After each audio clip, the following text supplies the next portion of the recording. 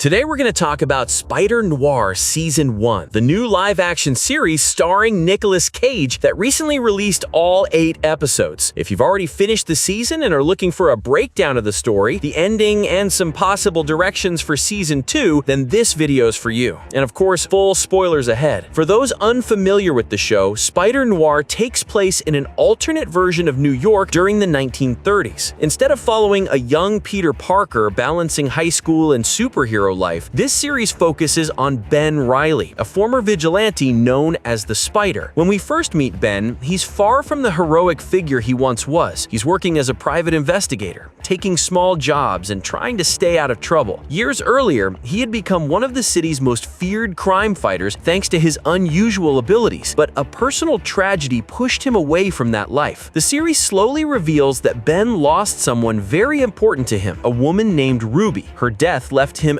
emotionally broken and convinced that being the Spider only brought pain to the people around him. As a result, he retired and disappeared from the public eye. That changes when a seemingly routine investigation introduces him to Cat Hardy, a mysterious woman who appears to know more than she's willing to admit. Through her, Ben becomes involved in a growing criminal conspiracy connected to several dangerous individuals with unusual powers. Among them are Flint Marko, better known as Sandman, Lonnie Lincoln, also known as Tombstone, and several other enhanced criminals operating throughout the city. At first, these characters seem unrelated, but as Ben continues investigating, he discovers they all share a connection to Silvermane, one of the most powerful crime bosses in New York. Silvermane isn't simply running a criminal empire. He's involved in a much larger operation tied to secret experiments dating back many years. This is where the show's central mystery begins to unfold. One of the strongest aspects of Spider-Noir is the way it combines classic detective storytelling with superhero elements. Much of the season plays like an old noir mystery. There are investigations, betrayals, hidden agendas, corrupt officials, and plenty of characters who aren't telling the whole truth. Rather than relying entirely on action scenes, the show spends a lot of time building its mystery and exploring Ben's past. As the story progresses, we learn that Ben's powers originated during World War I. He was involved in a series of experiments that changed him permanently. At the time, he didn't fully understand what had happened, but those events eventually transformed him into the Spider. What's interesting is that Ben wasn't the only person affected. The same research that created him appears to have been used on others over the years, leading to the existence of the enhanced criminals we see throughout the season. This revelation ties together much of the story. The villains aren't random threats appearing out of nowhere. They're connected to the same scientific work that created the show's hero. By the final episodes, Ben uncovers the truth behind Dr. Faber's research and Silvermane's plans. The experiments were never truly abandoned. Instead, powerful people continued developing the technology in secret, hoping to use it for their own benefit. Silvermane wanted control. The enhanced criminals became weapons, and Ben, unknowingly, became the first successful prototype. This brings us to the finale. After confronting Silvermane and stopping his immediate plans, Ben is presented with a choice. He is offered a serum that could permanently remove his abilities. For someone who has spent years blaming his powers for the tragedies in his life, this is an incredibly tempting option. Throughout the season, Ben repeatedly talks about wanting a normal life. He wants freedom from the responsibility and pain that came with becoming the Spider. For a moment, it seems like he might finally take that opportunity, but in the end, he chooses not to. Ben realizes that while his powers have brought suffering, they've also allowed him to protect people who otherwise would have had no one to help them. Instead of walking away, he embraces the role once again. He accepts that the Spider is part of who he is. With that decision made, he defeats the remaining threats and dismantles much of Silvermane's operation. However, the story doesn't end there. Several questions remain unanswered. One of the villains manages to escape. Certain details about the experiments remain unclear. And the post-credit scene strongly suggests that larger forces are operating behind the scenes. This is why many fans believe Season 2 will expand the scope of the story considerably. One popular theory involves the true nature of the experiments themselves. The show suggests scientific explanations, but there are several moments that hint at something larger and more mysterious. Some viewers believe the experiments may be connected to deeper Spider-Man mythology, potentially involving concepts similar to the web of life and destiny from the comics. At the moment, that's just speculation, but the possibility is definitely there. Another major question revolves around Kat Hardy. Throughout the season, she often appears to know more than she reveals. While she ultimately helps Ben, the series never fully explains her motivations. That has led many viewers to believe she's playing a much longer game and could become either an important ally